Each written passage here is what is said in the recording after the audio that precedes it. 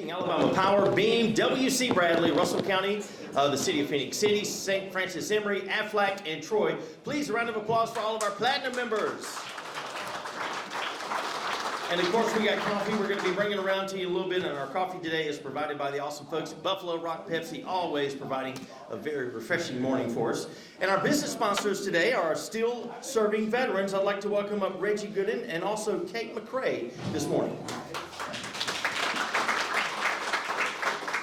Hey, good morning. It's a pleasure to be here amongst these distinguished people in this room. My name is Reggie Gooden. I'm the Regional Director of Still Serving Veterans. I'm joined by Kate McCrae, who's the Program Manager for our Veteran and Career Transition Services. It's our honor to come to you today to give you a quick overview of Still Serving Veterans before you eat your biscuits.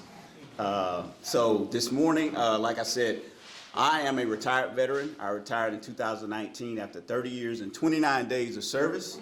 Who's counting? Thank you. So it's an honor and a pleasure just to talk about our great organization. And so Still Serving Veterans is a 17-year nonprofit organization. We're stationed or headquartered in Huntsville. That's our main office. We also have an office here in Phoenix City that basically covers the Chattahoochee Valley region. That's where Kate and I sit.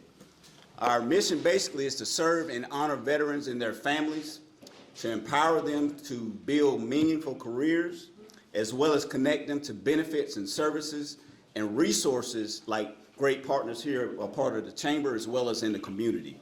We serve with passion, and we believe that we are committed and called to do this work. And so we're vetted, trusted, and recognized in the community amongst our partners as well as other veteran service organizations.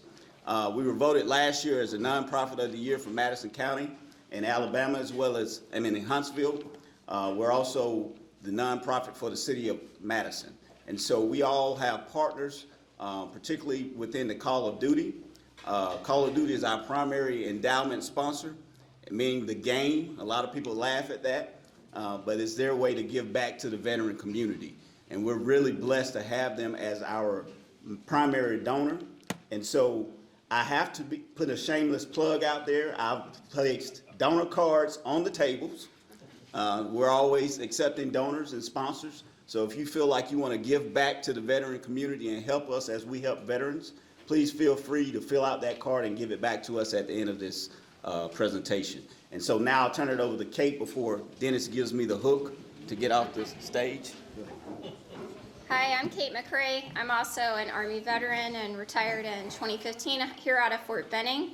At the time, I didn't know our organization existed, but it was something I desperately needed as a veteran transitioning.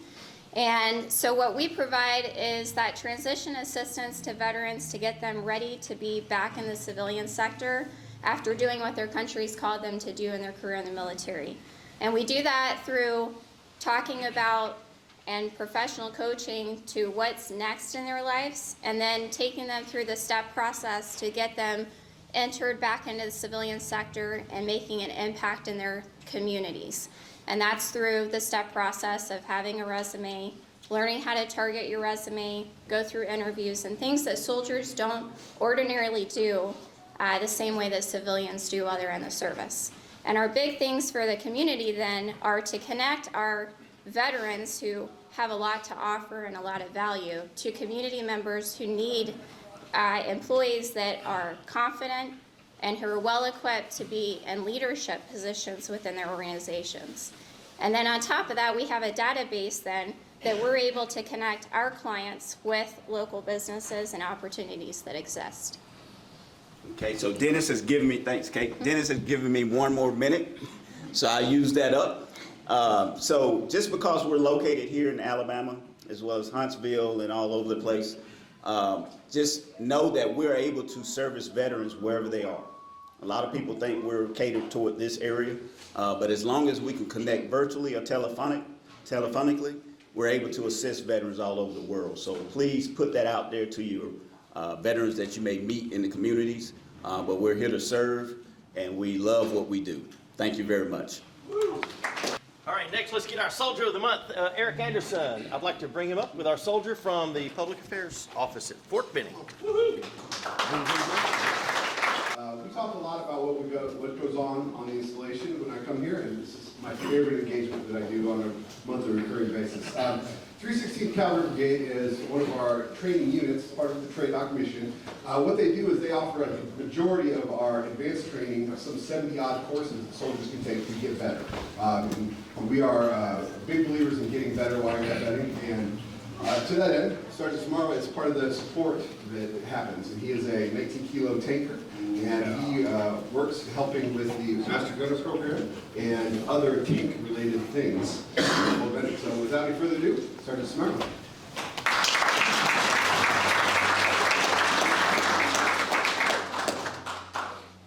Thank you everybody. So that's my first time here, so I have nothing to say. Just thank everybody here to be here to invite me here. That's it.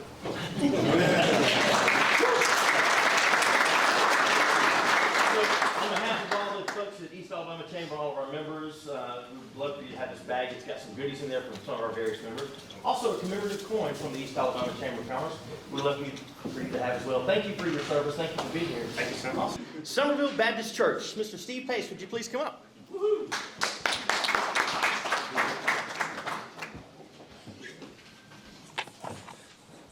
Good morning, I'm Steve Pace. I've been privileged to live and serve in this community now for 17 and a half years in Phoenix City. I want to welcome my wife, Kristen, who is a music assistant with me and also has another couple of wives and jobs here in Phoenix City as well. So it's a team sharing. Somerville Baptist Church grew up on Somerville Road with the development of the Somerville community in the 40s. So we put about 75 years into growing and community service there. You see our location at 3500 Somerville Road, as we call it, the Supersonic Somerville Baptist Church, right next to the stadium. Here's a list of a lot of the ministries that we're involved in and sharing, and including some things you may not know, which we are the host for the Central High School football team breakfast, hospital bags, backpack buddies, Joyful Learners Adult Disabilities Outreach. The teacher supply bags are part of our operations. We fellowship with the Russell Baptist Association and team up with different aspects of our community to serve others. Just being out there in community engagement is a part of what we do in the arts and with Rotary. Multi-generational fellowship. This is an ongoing church. Get together and have fun time. Senior adults get together, travel. Those that are able, we accommodate as best we can. We're also reaching out to young families and welcoming them and trying to partner with them and helping to raise their children to be healthy kids in a healthy family and in a healthy support community. Music and worship has different aspects. This is a youth gathering in the sanctuary. These are youth in service in our community and bearing as a church family and as a church community. If you don't have a place to be Easter Sunday morning, we want to invite you on April the 9th to join us at 10:30 because we gather and we celebrate through music and drama. Children's choirs meet regularly. They have a program May the 10th. Men's ministry gathers on a weekly to monthly basis, and this is one of the special events coming up on May the 6th at 6:30 p.m. hosting Rick Burgess. And we would appreciate you giving particular attention to this. It's a free event, and we would be pleased for the men of the community to join us, especially if you identify with this ministry and this mission. You are welcome to come, and we look forward to partnering with other churches in the community to do just that. These are the names of some of our staff folk. We are now functioning with 4 ministers, and honored to be able to welcome all that. Would you go back if we can and see that?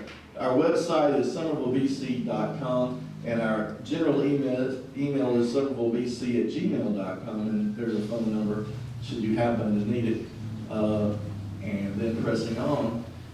These are our staff people and our wives, and sometimes we just go have fun, like normal people. Ministers do that.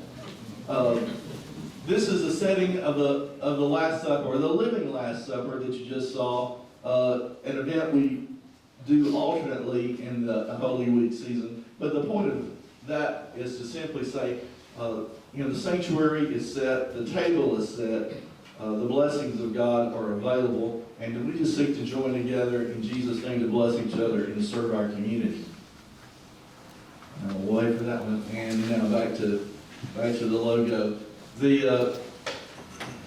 The grades at the top just simply mean we seek to bear fruit in the community and to show that being a part of Christ the Vine is more than just hanging on to some tradition or some formality, but actually bear fruit and be of good work in the community and hopefully make a positive impact.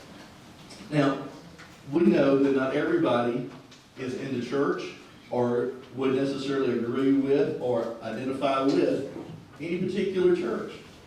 But we are there to serve, and the doors are open, and anything I can do to be a ministry to you on a personal level, I am glad to do. And everybody knows how to reach me. Just call Somerville Baptist Church or ask Dennis.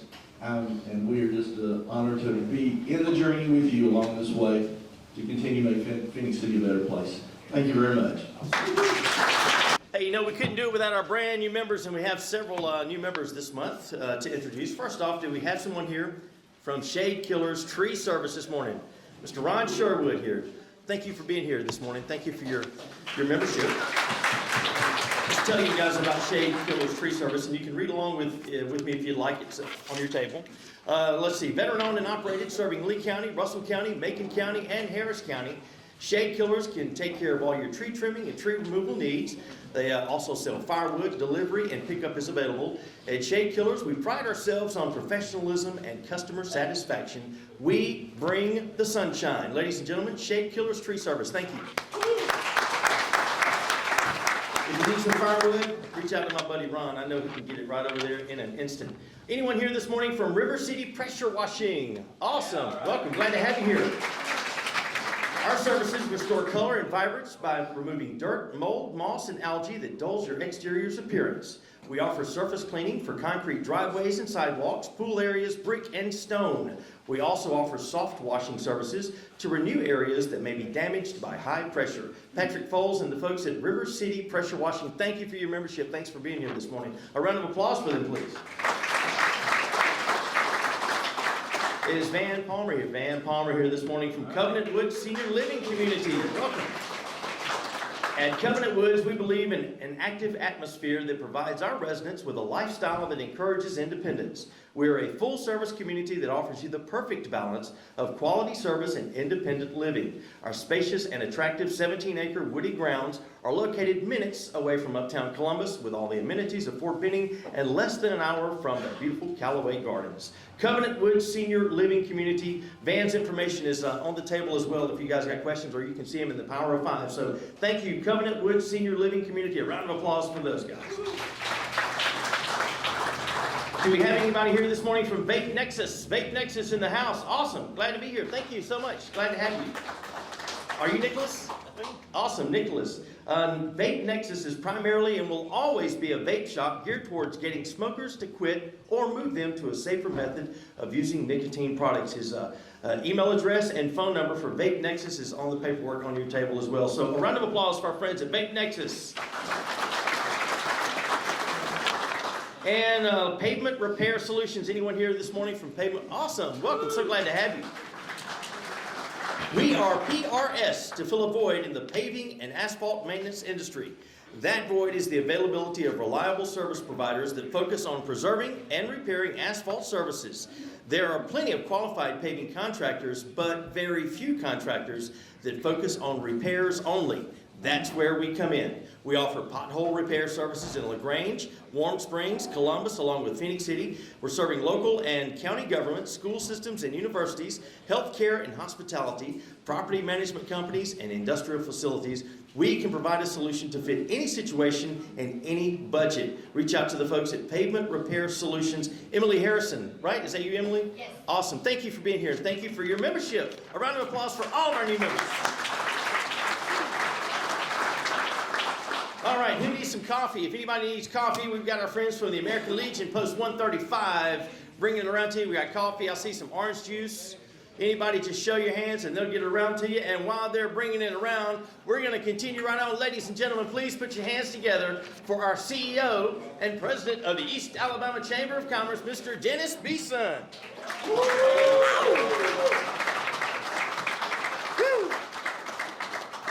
Come on, this isn't the Masters. Make a little noise. Come on,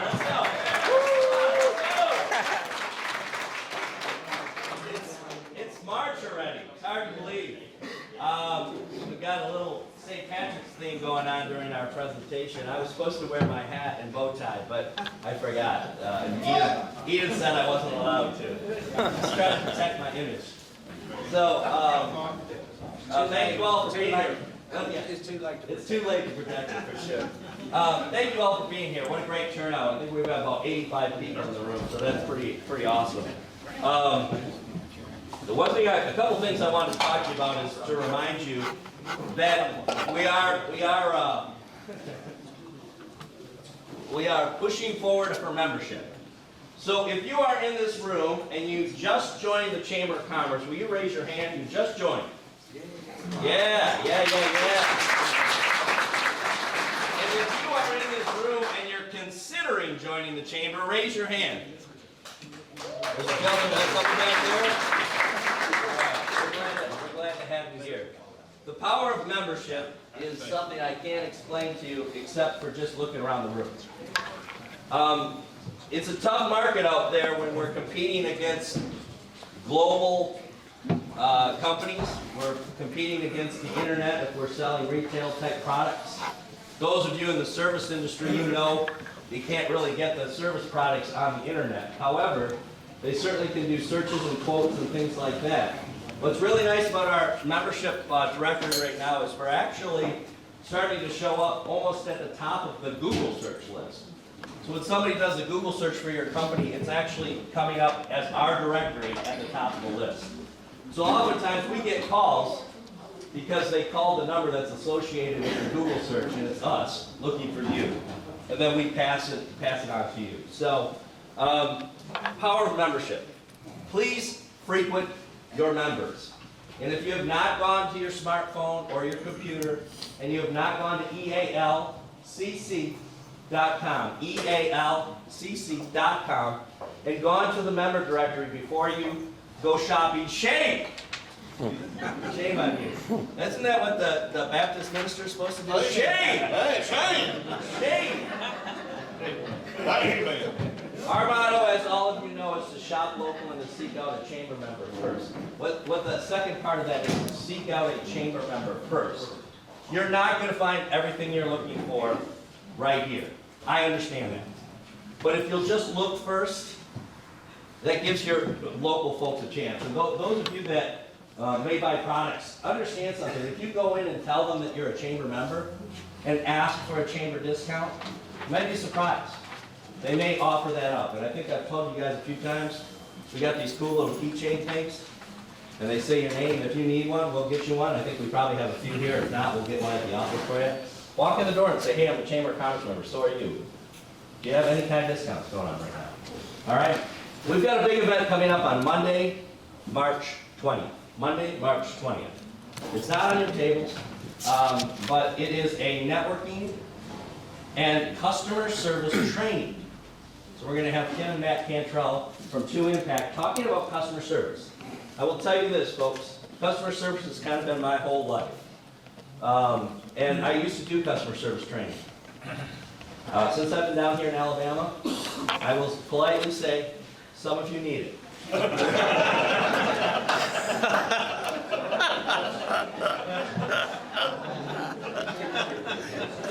hope you're laughing because you understand what I'm talking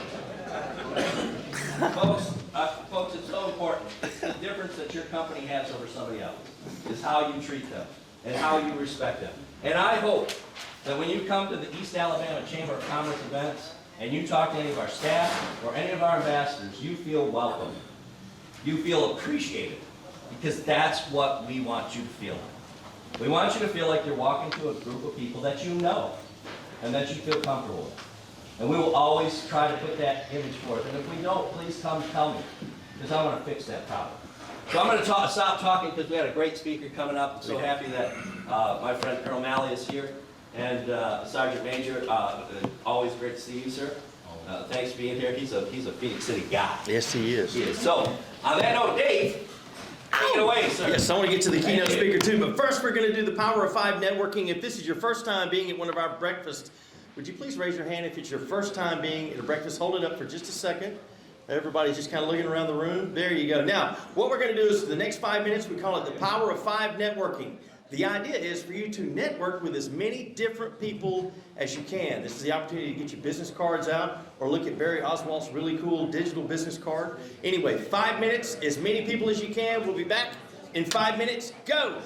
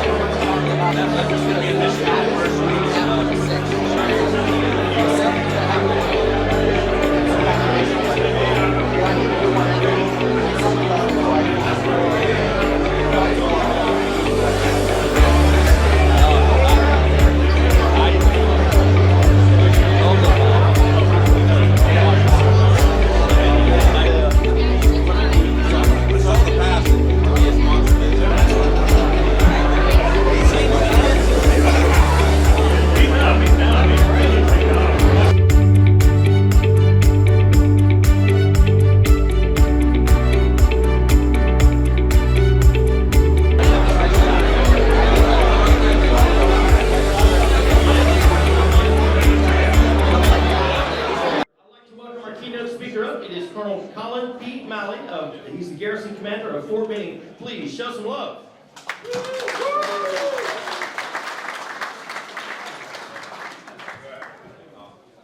Hey everybody, good morning. This is my third time here, but it's always a pleasure. And my name is Colonel Colin Malley, and I just want to say that I am your garrison commander, right? So Command Sergeant Major Sanchez, my right-hand man, and I, we have responsibilities not only to the installation, the soldiers and families, but also to the community. So we really take it to heart when we say we are your garrison command team, right? So I'm here to talk today a little bit about some of the current events that are happening on Fort Benning. And the most important thing I'm here to talk today about is the transition to Fort Moore. Okay, so I want to make sure, I'm going to start off with a video here in just a moment. Where is my picture up there? Oh my gosh. Okay, we're going to start off with a video, but what I want to say is this is special. This is a video that we have that's put on by our public affairs team, and it's really just an introduction. So for some of you that are familiar with Lieutenant General Retired Hal and Julia Moore, or some of you, this may be an introduction, or what I like to say is a reintroduction. But I think we're going to start with the video first, and go ahead and play this.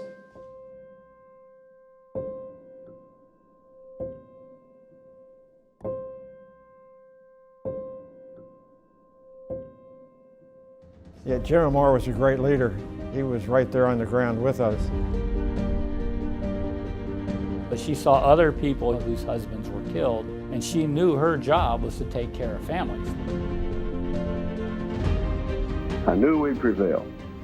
I knew we were going to in for a hell of a fight. But never once did it cross my mind that we'd go down. Not one time. If you're a widow, you've got so much on your plate because of what she did. I don't have to worry about that. That's a huge blessing. You knew he was in command, and you knew he knew what was going on. He just was a soldier's soldier, and you just felt comfortable around him. They are the married relationship that any married couple wants. It was defined by a deep, committed love. When you step back, it's a love story. It's a love story about their love and commitment to soldiering and the nation.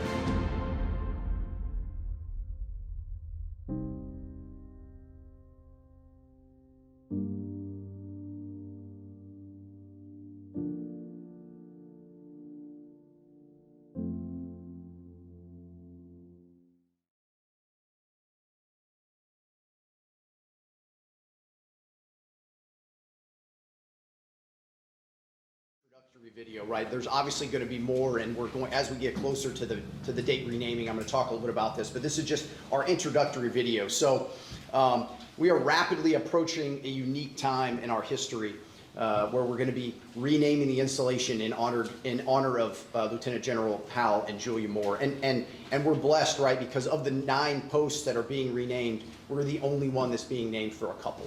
So it's really a special opportunity that we have. We've been doing a number of video teleconferences with the Pentagon and other locations, and I say we really, I think, hit the jackpot when it comes to understanding who we're renaming for. So I want to talk a little bit about the process and make sure you understand kind of the history behind this, right? So in accordance with the 2021 National Defense Authorization Act, Department of Defense was required to rename 9 different posts.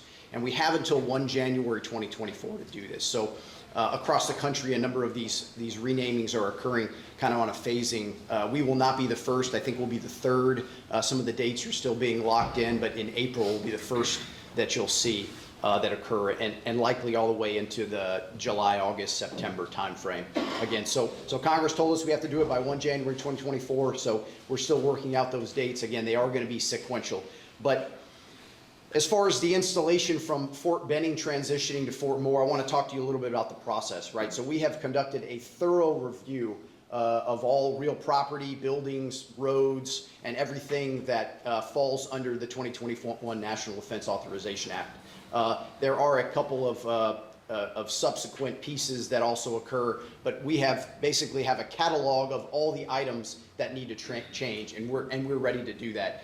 That in addition to the physical updates, we're working to ensure military families, the surrounding community, really informed and understand the significance of this change. This is a monumental change, right? Once in a lifetime, and it's my pleasure to be the garrison commander at the time. I'll be able to say I'm the last Fort Benning garrison commander, and I'm the first Fort Moore garrison commander, right? I want to ensure everyone that this process has been done with great care, and we're committed to ensuring that all the steps are being taken in accordance with the regulations and the guidance. But what I really want to talk to today a little bit is about recognizing the lifetime of service of the Moore family and really what that represents. Our mission is to produce trained and combat-ready soldiers on Fort Benning, and we're going to continue to do that. We're going to continue to do that as we do every day for the Army and the nation. These changes will take some time, and there'll be a number of implementations that we have to do. Our largest footprint, in addition to physical buildings and roads and whatnot, is also the digital footprint, right? So there are a number of systems that have to be changed. Some folks have seen and brought it to our attention that if you look on like Google Maps, it already says Fort Moore in a few places. Now just please bear in mind that none of those systems are official government systems right now. So there are some companies that are leaning forward, but from a federal standpoint, nothing has been officially changed yet until we conduct the ceremony. But I would like to talk a little bit more about the Moore family and really what it means to me. Some of you may be familiar, I talked about introductions or reintroductions. Some of you may be familiar with the book and the movie, We Were Soldiers Once and Young. I will tell you that I have read that book many years ago and seen the movie. How many, by show of hands, who has seen the movie? Okay, what I'll tell you is that my ask to you today is to go and rewatch. Because what I'll tell you is after you see some things and you really understand the history of the Moore family, I think it's going to connect with you a lot differently. I know it did for me. I have 2 young daughters, and we watched it together, and it didn't really start connecting to them until they started seeing some of the roads that we live on Fort Benning, and really understand the connection that yes, it's a movie, that's a snapshot in time of the Vietnam War era, but it's really about a lifetime of service of both Hal and Julia Moore. Early in his career, Lieutenant General Moore tested parachutes on Fort Benning. He was in one of the early test platoons. So while he was doing that, right, a very incredible position. Julia Moore was volunteering with the Red Cross, and she did that for many years. I've had a chance to meet with the family who just live in Auburn. One of the sons does. Mr. David Moore lives in Auburn, and they've invited us over to their home, and we've seen amazing pictures of Julia Moore in her outfits for the American Red Cross for years and years. One of our favorite pictures is when General Moore is giving blood, and he's laying down on a cot, and Julia Moore is actually the one taking blood from him as an American Red Cross volunteer. Amazing story. Later, while General Moore was rebuilding the NCO Corps, which was still recovering from the effects of the Vietnam War, Julia was setting up Army Community Service organizations. And many of you are familiar, they depicted a bit in the movie, they depict some of the, when there were casualties from the Vietnam War, there wasn't a good system for casualty notification. It shows there about the telegrams being delivered to the house. She was instrumental in understanding the impacts to those families, and her initiatives helped formalize the process for notification, and many of those things we did today. One of the young women that were in the video there was a Gold Star spouse that talked about the casualty notification process that she benefited from because Julia Moore helped put these pieces in place. So parents to 5 children, had the opportunity to meet 4 of those 5 children, and again, Major General Buzzard and I and a number of leaders have had a chance to go over to the Moore family home. It's just an amazing story to look through these storybooks, look through these picture books of their lives throughout the Army. And again, it really is about a lifetime of service of the Moore family, not just the Ia Drang battle and the Vietnam era. The Moore's lives are woven into the fabric of the installation. General Moore attended Infantry Officer Basic Course prior to the Vietnam War. And when I think about the history, when I think about the history of Fort Benning, right? Our Fort Benning, talk about belongs to the community. It's really inspirational, and his family is a perfect example of something that we should all strive to emulate. Hal and Julia Moore exemplify the essence of what it means to be an Army family, served our country with distinction, honor, displaying bravery, courage, and dedication, and their story is truly exceptional. So I wanted to share a few things with you all today to let you know that this is going to happen in about 60 days. In May, this transition is going to happen. We're still working on the final dates about when that will be, but it will be an amazing opportunity for us to connect with the values and the character of the Moore family, and then allow the soldiers that come through Fort Benning to aspire towards those same goals. Really an amazing opportunity.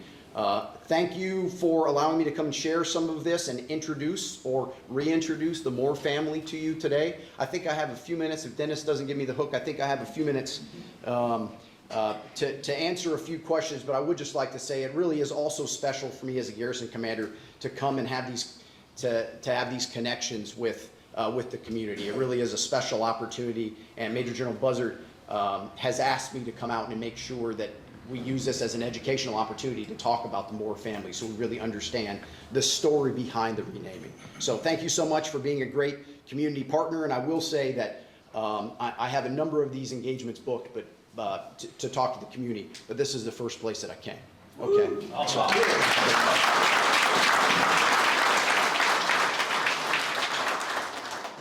We did drop off a few pamphlets on the tables here. Feel free to take those, please. Take a look. Gives you a little bit more details about the Moore family.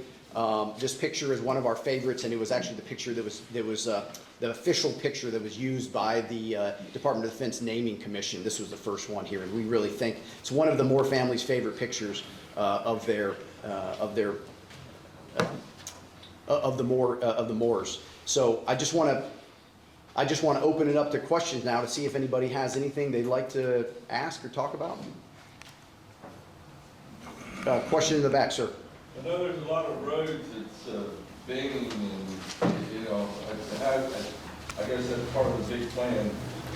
Well, there's actually not a lot of roads. There's 3 roads that will be changed in accordance with the naming commission. So if you understand the full application of what the naming commission required, not only is it renaming of those 9 posts, but if there are any Confederate assets on the posts as well, they also have to be renamed. There are three roads that we have on posts that will be renamed. Those roads, fortunately, aren't residential streets, so it won't affect a lot of mailing addresses and those kind of things.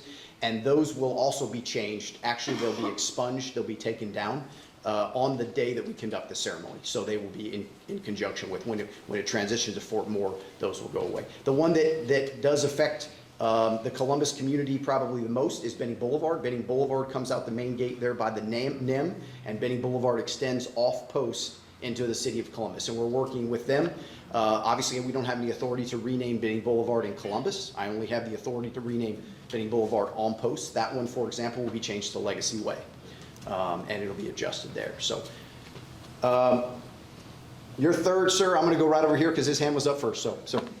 Any discussions about the old signs, either on base or off base? I would imagine some people would purchase them for souvenirs or whatever. So right now, what we're doing is all of the signage and any kind of artifacts that are associated with the Fort Benning name. Right now, we are gathering those up, and actually the Center of Military History has first right of refusal on what they're going to take from a historical artifact perspective, and then likely it's unlikely they will be sold. They will been disposed of in accordance with disposition instructions from our Logistics Readiness Center. But I don't think there's any plans for those to be open sale. But it is important to note that those will be gathered up and maintained accountability for. But right now I don't think there's any plans for that. So back there, sir. We order medical records from Fort Benning, and the address says Fort Benning, Georgia. If we, by coincidence, just make a mistake and continue to send stuff to Fort Benning, Georgia, will the U.S. mail return that back to us? No, it won't. So just to be clear, and I've learned a lot during this process, right? So the mail will be routed via zip code, only. So understand that there will be a transitional period. I mean, there will be mail literally en route, right, when we name the ceremony, and then obviously there will be some systems that don't necessarily connect with each other on the day in May, and we understand that, and the Postal Service has already assured us and other posts around the nation to be doing this. The zip code is what's going to get it there. So it won't be an issue, and it won't be returned if there's something gets mailed the week after or so. So, any other questions? Just a comment for all of you. If there's anybody in the private sector that has the name Benny in your company name, you are not required to change it. This is strictly for the post, the installation, anything related to the installation.